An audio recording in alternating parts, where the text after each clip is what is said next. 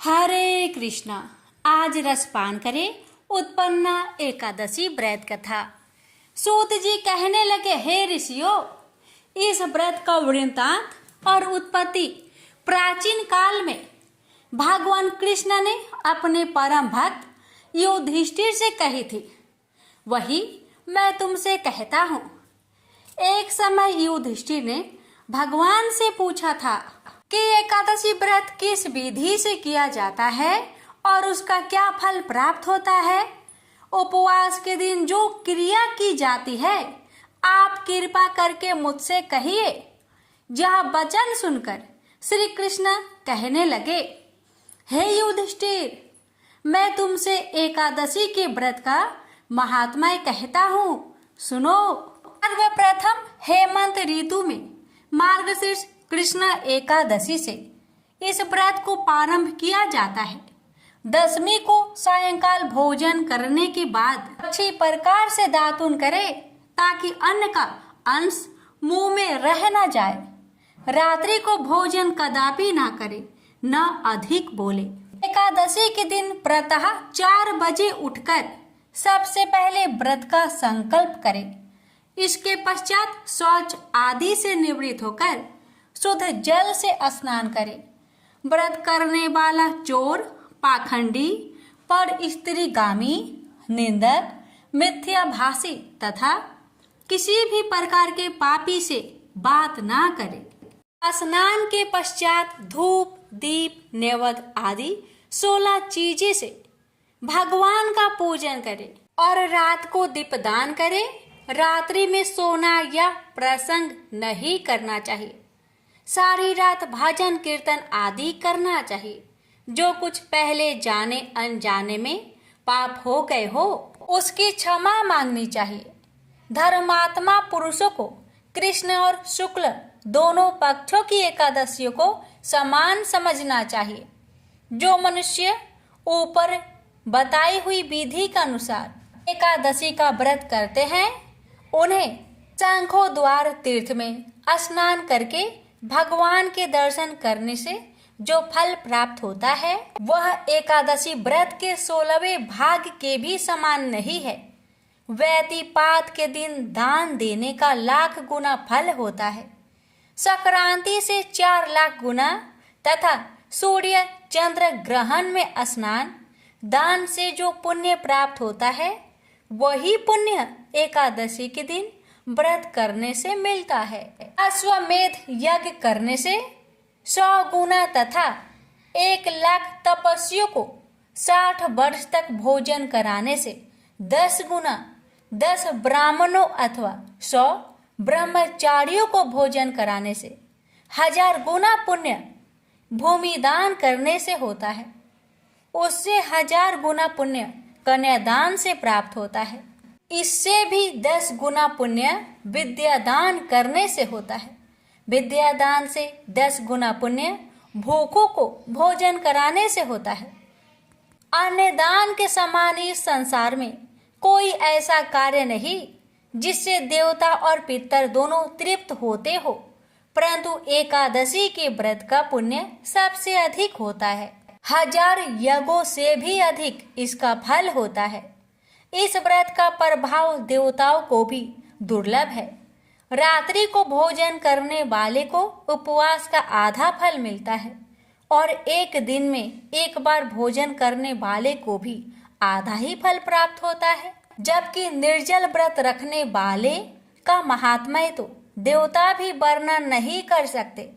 युधिष्ठिर कहने लगे कि हे भगवान, आपने हजारों यज्ञ और लाख गौदान को भी एकादशी व्रत के बराबर नहीं बताया, सो यह तिथि सब तिथियों से उत्तम कैसे हुई, बताइए।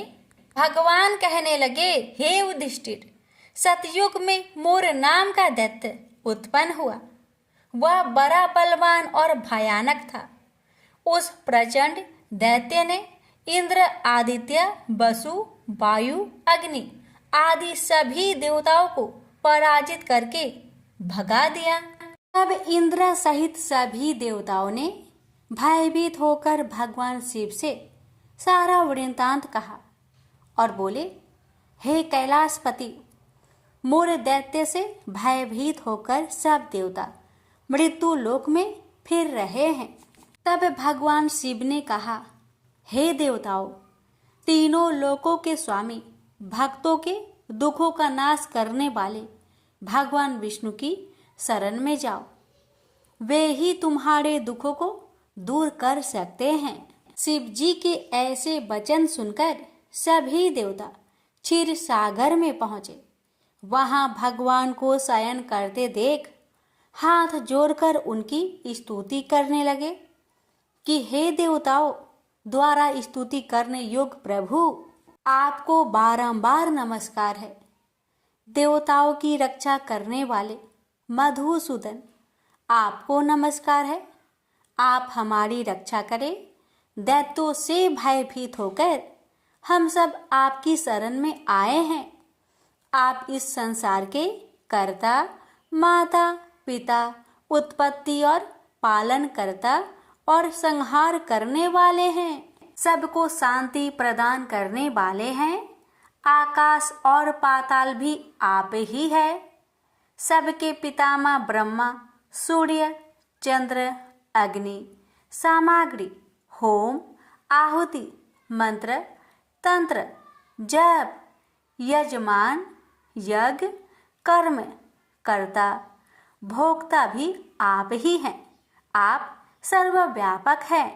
आपके सिवा तीनों लोकों में चर तथा अचर कुछ भी नहीं है। हे भगवान, दैत्य ने हमको जीतकर स्वर्ग से भ्रष्ट कर दिया है और हम सब देवता इधर उधर भागे भागे फिर रहे हैं। आप उन दैत्यों से हम सबकी रक्षा करें। इंद्र के ऐसे वचन सुनकर भगवान विष्णु कहने लगे कि हे इंद्र, ऐसा मायावी दैत्य कौन है जिसने सब देवताओं को जीत लिया है? उसका नाम क्या है? उसमें कितना बल है और किसके आश्रय में है तथा उसका स्थान कहाँ है? ये सब मुझसे कहो। भगवान के ऐसे वचन सुनकर इंद्र बोले, भगवान, प्राचीन समय में एक नाड़ी जंघ नामक राक्षस था। उसके महापराक्रमी और लोक विख्यात मोर नाम का एक पुत्र हुआ। उसकी चंद्रावती नाम की नगरी है। उसी ने सब देवताओं को स्वर्ग से निकालकर वहां अपना अधिकार जमा लिया है। उसने इंद्र, अग्नि, वरुण, यम, वायु, ईश, चंद्रमा, नैऋत आदि सबके स्थान पर अधिकार कर लिया है। सूर्य बनकर स्वयं ही प्रकाश करता है, स्वयं ही मेघ बन बैठा है और सबसे अजय है। हे असुर निकंदन, उस दुष्ट को मारकर देवताओं को अजय बनाइए। यह वचन सुनकर भगवान ने कहा, हे देवताओं, मैं शीघ्र ही उसका संहार करूंगा। तुम चंद्रावती नगरी जाओ। इस प्रकार कहकर भगवान सहित सभी देवताओं ने चंद्रावती नगरी की ओर प्रस्थान किया। उस समय जब दैत्य मूढ़ सेना सहित युद्ध भूमि में गरज रहा था, उसकी भयानक गर्जना सुनकर सभी देवता भय के मारे चारों दिशाओं में भागने लगे। जब स्वयं भगवान रण भूमि में आए तो दैत्य उन पर भी अस्त्र शस्त्र आयुध लेकर दौड़े। भगवान ने उन्हें सर्प के समान अपने बाणों से बीढ़ डाला। बहुत से दैत्य मारे गए, केवल मूढ़ बचा रहा। वह अविचल भाव से भगवान के साथ युद्ध करता रहा। भगवान जो जो भी तीक्ष्ण बाण चलाते वह उसके लिए फूल सिद्ध होता। उसका शरीर छिन्न भिन्न हो गया, किंतु वह लगातार युद्ध करता रहा। दोनों के बीच मल्ल युद्ध भी हुआ। 10,000 वर्ष तक उनका युद्ध चलता रहा, किंतु मूढ़ नहीं हारा। थक कर भगवान बद्रिकाश्रम चले गए। वहां हेमवती नामक सुंदर गुफा थी। उसमें विश्राम करने के लिए भगवान उसके अंदर प्रवेश कर गए। यह गुफा 12 योजन लंबी थी और उसका द्वार एक ही था। विष्णु भगवान वहां योग निद्रा की गोद में सो गए। मोर भी पीछे पीछे आ गया और भगवान को सोया देखकर मारने को उद्धत हुआ। तभी भगवान के शरीर से उज्जवल कांतिमयी रूप वाली देवी प्रकट हुई। देवी ने राक्षस मोर को ललकारा, युद्ध किया और उसे तत्काल मौत के घाट उतार दिया।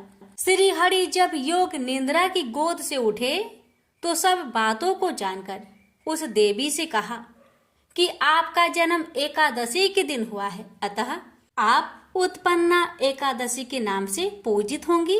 आपके भक्त वही होंगे जो मेरे भक्त है। प्रेम से बोलिए जय श्री हरि।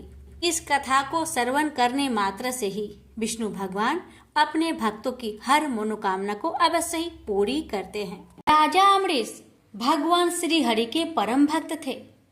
वे पृथ्वी के सातों द्वीप, अचल संपत्ति और अतुल ऐश्वर्य के शासक होने पर भी इन्हें सपने तुल्य समझते थे, क्योंकि वे जानते थे कि जिस धन वैभव के लोभ में पड़कर मनुष्य घोर नरक में जाता है, वह केवल 4 दिन की चांदनी है। राजा अम्बरीश का भगवान श्री कृष्ण में और उनके प्रेमी साधुओं में परम प्रेम था।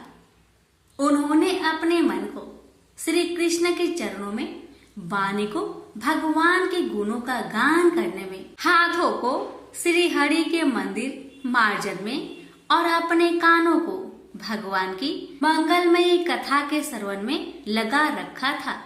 उन्होंने अपने नेत्रों को श्री हरि की विग्रह व मंदिरों के दर्शन में, नासिका को उनके चरण कमलों पर चढ़ी श्रीमती तुलसी की दिव्य गंध में और जीवा को भगवान के प्रति अर्पित नैवेद्य प्रसाद में संलग्न कर दिया था। राजा अम्बरीश के पैर भगवान के क्षेत्र आदि की पैदल यात्रा करने में ही लगे रहते और वे सिर से भगवान श्री कृष्ण के चरण कमलों की वंदना किया करते थे। इस प्रकार उन्होंने अपने सारे कर्म यज्ञ पुरुष इंद्रियातीत भगवान के प्रति उन्हें सर्वोत्तम एवं सर्वरूप समझकर समर्पित कर दिए थे और भागवत भक्त ब्राह्मणों की आज्ञा अनुसार वे इस पृथ्वी का शासक करते थे। उन्होंने बड़ी बड़ी दक्षिणा वाले अनेकों अश्वमेध यज्ञ करके यज्ञाधिपति भगवान की आराधना की थी। उनकी प्रजा महात्माओं के द्वारा गाए हुए भगवान के उत्तम चरित्रों का बहुत सम्मान करती, किसी समय बड़े प्रेम से श्रवण करती और किसी समय उनका गान करती। इस प्रकार उनके राज्य के मनुष्य देवताओं के अत्यंत प्यारे स्वर्ग की भी इच्छा नहीं करते। राजा अम्बरीश की अनन्य प्रेममयी भक्ति से प्रसन्न होकर भगवान ने उनकी रक्षा के लिए सुदर्शन चक्र को नियुक्त कर दिया था, जो विरोधियों को भयभीत करने वाला एवं भगवान भक्तों की रक्षा करने वाला है। एक बार उन्होंने अपनी पत्नी के साथ भगवान श्री कृष्ण की आराधना करने के लिए 1 वर्ष तक द्वादशी प्रधान एकादशी व्रत करने का नियम ग्रहण किया। उन्होंने 3 रात का उपवास किया और एक दिन यमुना जी में स्नान करके भगवान श्री कृष्ण की पूजा की।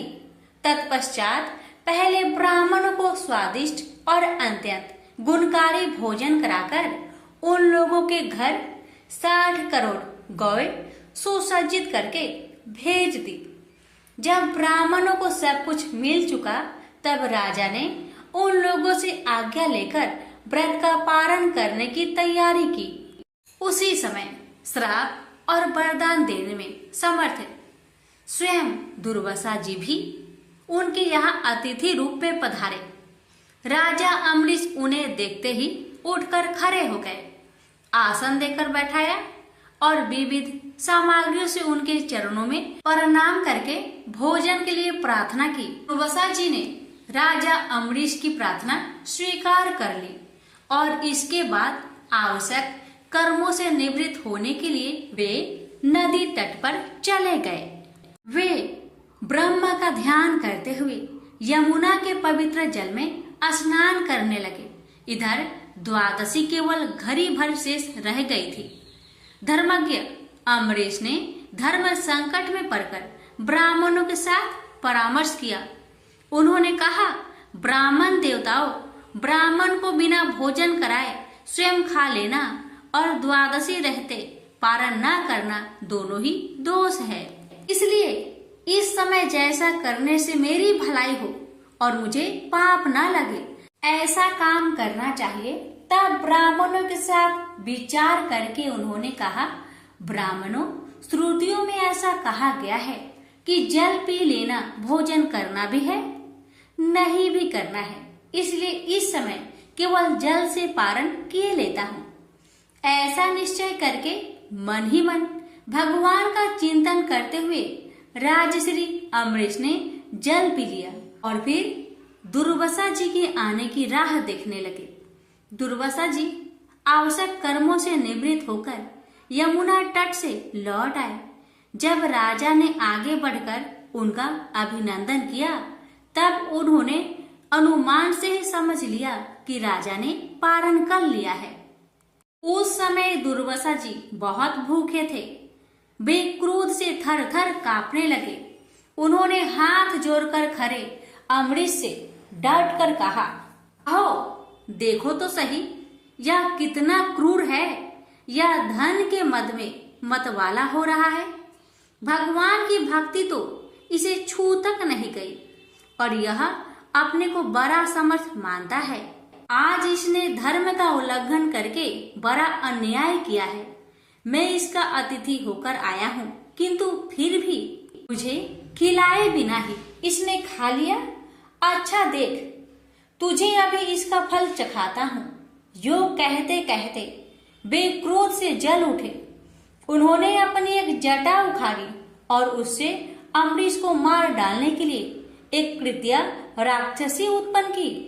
वह आग के समान जलती हुई हाथ में तलवार लेकर राजा अमरीश पर टूट पड़ी। परम पुरुष परमात्मा ने अपने सेवक की रक्षा के लिए पहले से ही सुदर्शन चक्र को नियुक्त कर रखा था।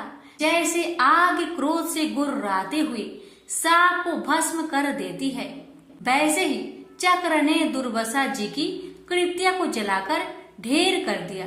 जब दुर्वासा जी ने देखा कि मेरी बनाई हुई कृत्या तो जल रही है और चक्र मेरी ओर आ रहा है, तब वे भयभीत हो अपने प्राण बचाने के लिए जी छोड़कर एकाएक भाग निकले। जैसे ऊंची ऊंची लपटों वाला दवानल सांप के पीछे दौड़ता है, वैसे ही भगवान का चक्र तो मेरे पीछे लग गया है। तब दुर्वासा जी दिशा, आकाश, पृथ्वी, अतल, बीतल आदि नीचे के लोक, समुद्र, लोकपाल और उनके द्वारा सुरक्षित लोक एवं स्वर्ग तक में गए। परंतु जहाँ जहाँ वे गए वहीं वहीं उन्होंने असहा तेज वाले सुदर्शन चक्र को अपने पीछे लगा देखा। जब उन्हें कहीं भी कोई रक्षक न मिला, तब वे तो डर गए। अपने प्राण बचाने के लिए वे देव शिरोमणि ब्रह्मा जी के पास गए और बोले, ब्रह्मा जी, आप स्वयंभू हैं, भगवान के इस तेजोमयी चक्र से मेरी रक्षा कीजिए।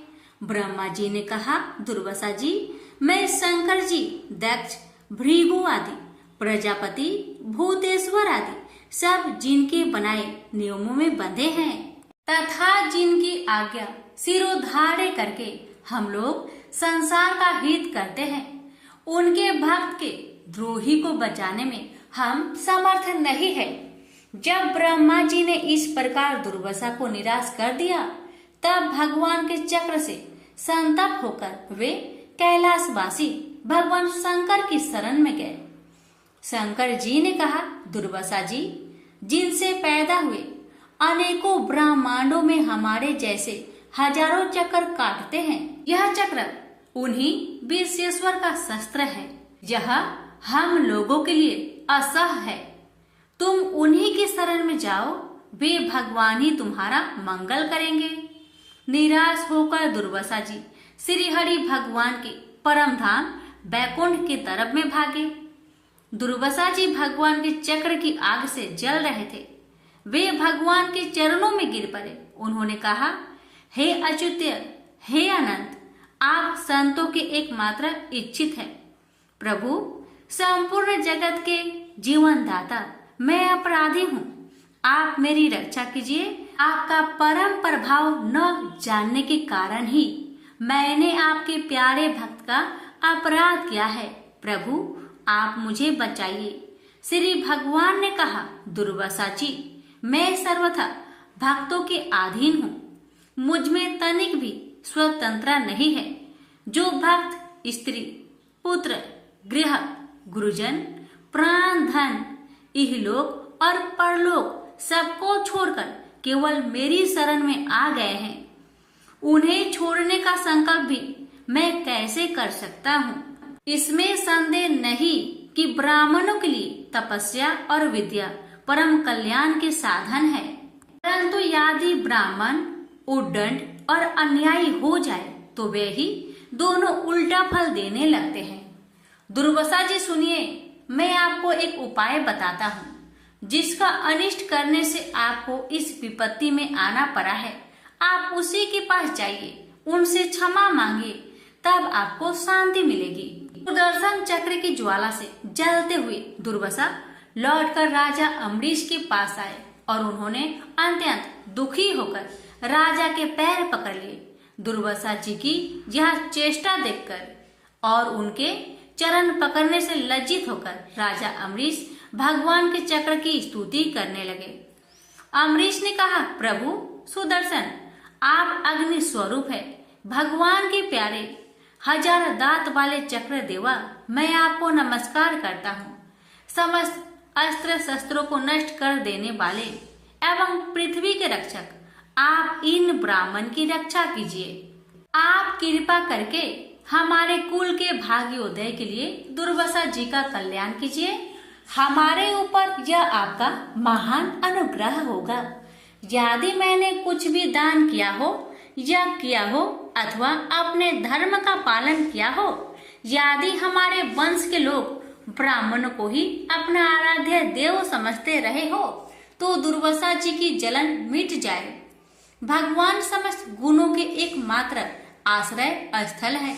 यदि मैंने समस्त प्राणियों की आत्मा के रूप में उन्हें देखा हो और वे मुझ पर प्रसन्न हो, तो दुर्वासा जी का हृदय की सारी जलन मिट जाए। अब राजा अम्बरीश ने दुर्वासा जी को सब ओर से जलाने वाले भगवान के सुदर्शन चक्र की इस प्रकार स्तुति की। तब उनका प्रार्थना से चक्र शांत हो गया। जब दुर्वासा चक्र की आग से मुक्त हो गए और उनका चित्त स्वस्थ हो गया, तब वे राजा अम्बरीश को अनेकानेक उत्तम आशीर्वाद देते हुए उनकी प्रशंसा करने लगे। दुर्वासा जी ने कहा, धन्य है, आज मैंने भगवान के प्रेमी भक्त का महत्व देखा। राजन, मैंने आपका अपराध किया, फिर भी आप मेरे लिए मंगल कामना ही कर रहे हैं। महाराज अम्बरीश, आपका हृदय करुणा भाव से परिपूर्ण है। आपने मेरे ऊपर महान अनुग्रह किया। अहो, आपने मेरे अपराध भुलाकर मेरी रक्षा की है। जब से दुर्वासा जी चक्र से जीवन रक्षा के लिए भाग रहे थे, तब से राजा अम्बरीश ने भोजन नहीं किया था। वे दुर्वासा जी के लौटने की राह देख रहे थे।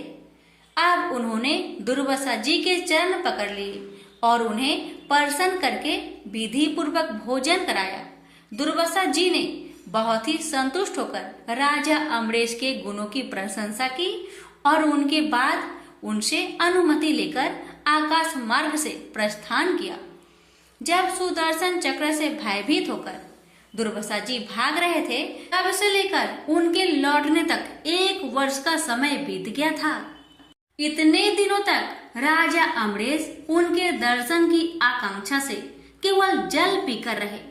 दुर्वासा जी के जाने के बाद उनके भोजन से बचे हुए अत्यंत पवित्र अन्न को राजा ने सपरिवार ग्रहण किया। कुछ वर्ष बीतने पर राजा अम्बरीश ने अपने ही समान भक्त पुत्र पर राज्य का भार छोड़ दिया और स्वयं वन में चले गए। वहां वे बड़ी धीरता के साथ आत्म स्वरूप भगवान में अपना मन लगाकर गुणों के प्रवाह रूपी संसार से मुक्त हो गए। प्रेम से बोलिए लक्ष्मी नारायण की जय। बहुत समय पहले की बात है। एक गांव में एक ननद भाभी रहा करती थी। ननद अभी कंवारी थी। उस परिवार में ननद, भाभी और भाई, इन तीनों के अलावा और कोई भी नहीं रहता था। भाभी तो कभी कोई पूजा पाठ करती ही नहीं थी और ननद हर रोज तुलसी माता की पूजा किया करती थी, उनकी बड़ी सेवा करती थी। बिना तुलसी पूजन के ननद कभी भोजन नहीं करती थी। ननद का पूजा पाठ देख के भाभी को बहुत क्रोध आता था। कभी कभी भाभी तो अपनी ननद से ऐसे भी कह देती थी कि जब तुम्हारा विवाह होगा ना, तो मैं तुम्हें और बराती को तुलसी ही खाने दूंगी और दहेज में ये ही दूंगी। इसी तरह समय निकलने लगा, दिन बीतने लगी। अब तो ननद भी बड़ी हो गई थी। भाई ने अपने बहन के लिए एक अच्छा घर और बर ढूंढा। अब तो बहन की शादी पक्की हो गई। बहन की शादी वाले दिन भाभी ने क्या किया, बारातियों के सामने तुलसी का गमला फोड़ कर रख दिया। लेकिन ननद की सच्ची भक्ति और श्रद्धा से तुलसी माता बहुत प्रसन्न थी। इसी कारण से तुलसी माता की कृपा से तुलसी का गमला स्वादिष्ट व्यंजन में बदल गया। ये चमत्कार देखकर भाभी बहुत आश्चर्यचकित हो गई। लेकिन फिर भी उसका आदत नहीं गया। उसने फिर क्या किया, अपने ननद को गहने के बदले में तुलसी की मंजरी पहना दी। लेकिन तुलसी माता की कृपा से वह मंजरी भी सोने के आभूषण में बदल गए। ये देखकर भी भाभी बहुत हैरान हुई, मगर फिर भी अपनी करतूत करनी न बंद किया। उसने फिर वस्त्रों के स्थान पर तुलसी का जनेऊ रख दिया। लेकिन तुलसी माता की कृपा से वह तुलसी का जनेऊ रेशमी और सुंदर वस्त्र में बदल गया। ननद की भाभी बहुत पापिन थी, इसलिए तुलसी माता की महिमा को न जान सकी। भाई ने अपने बहन को बड़े प्यार और आदर के साथ विदा किया। बहन ससुराल में गई। ससुराल वाले उसके दहेज आदि के बारे में बहुत बड़ाई करने लगे। जब ये बात भाभी को मालूम हुई तो उसे बड़ा आश्चर्य हुआ और तुलसी जी की पूजा का महत्व उसको समझ में आ गया। भाभी की एक लड़की थी। अब भाभी सोचने लगी, क्यों ना मैं भी अपनी बेटी को तुलसी माता की पूजा करने को कहूँ। अब तो भाभी अपनी लड़की से कहने लगी कि तू भी तुलसी माता की सेवा कर, तुझे भी बुआ की तरह फल मिलेगा। पर लड़की अपनी माँ के जैसी ही थी, उसे तुलसी की सेवा में मन नहीं लगता था। भाभी की लड़की हर रोज सुबह स्नान करके ऊपर के मन से अपनी माँ की बात रखने के लिए तुलसी माता की पूजा कर लिया करती थी, मगर मन उसका पूजा में कभी नहीं लगा। इसी तरह समय बीतते गया। इस बार भाभी ने खुद अच्छा घर और वर देखकर अपनी बेटी का विवाह तय किया। और जब विवाह का समय आया तो भाभी ने सोचा, जैसा व्यवहार मैंने अपनी ननद के साथ किया वैसा ही व्यवहार मैं अपनी बेटी के साथ करूंगी, क्योंकि मैंने जो ननद के साथ व्यवहार किया उसी व्यवहार के कारण ननद को इतनी इज्जत मिली थी। क्यों ना मैं भी अपनी लड़की के साथ वैसा ही व्यवहार करूं। अब जैसे ही बाराती वाले आए, भाभी ने तुलसी जी का गमला को फोड़कर बाराती के सामने रख दिया। परंतु इस बार मिट्टी मिट्टी ही रही। मंजरी व पत्ते भी अपने पूर्व रूप में ही रहे तथा जनेऊ भी जनेऊ ही रहा। सभी बाराती भाभी की बुराई करने लगे। ससुराल में भी लड़की की और उसकी माँ की बहुत बुराई हो रही थी। भाभी को अपनी ननद से बहुत जलन होता था। इस कारण भाभी अपनी ननद को बहुत कम ही घर पर बुलाया करती थी। पर भाई अपने बहन को बहुत मानता था। भाई ने एक दिन सोचा, बहन की शादी किए हुए बहुत साल हो गए, क्यों ना मैं अपने बहन से मिलकर आऊं, उसके ससुराल जाऊं। अब भाई ने अपनी इच्छा अपनी पत्नी को बताया। पत्नी से कहा, कुछ सौगात ले जाने के लिए कुछ दो। बहन का घर जाऊंगा, खाली हाथ कैसे जाऊं? कुछ हो तो मुझे दो। भाभी ने क्या किया, गुस्से से ज्वार एक थैले में भरकर कहा, लो इसी को लो और अपनी बहन के घर ले जाओ। मेरे पास और कुछ नहीं है, यही है, इसी को ले जाओ। बेचारा पति दुखी मन से चल दिया वही ज्वार भरे थैले को लेकर, और मन ही मन में सोचते जा रहा था, भला कोई भाई अपने बहन के ससुराल में ज्वार ले जाता है? यही सोचते सोचते भाई बहन के ससुराल की तरफ जा रहा था। उसने सोचा, ये ज्वार बहन के ससुराल ले जाऊंगा तो लोग क्या कहेंगे, क्यों ना मैं इसे गाय को खिला दूं। भाई जब बहन के नगर के समीप पहुंचा और उसने एक गौशाला में गाय के सामने ज्वार का थैला उलट दिया। ज्वार को उलटता देखकर तब गौपालक ने कहा, ए भाई तुम ये क्या कर रहे हो? सोना मोती गाय के आगे क्यों डाल रहे हो? भाई ने जब नीचे देखा तो सचमुच हीरे मोती सोना चांदी जगमगा रहे थे। भाई ने तुलसी माता के चमत्कार को जान लिया और जोर जोर से तुलसी माता की जयकारा लगाने लगा और सारी कहानी उस गौपालक को बताया। सोना चांदी हीरा मोती थैले में भरकर बहुत प्रसन्न मन से अपनी बहन के घर गया।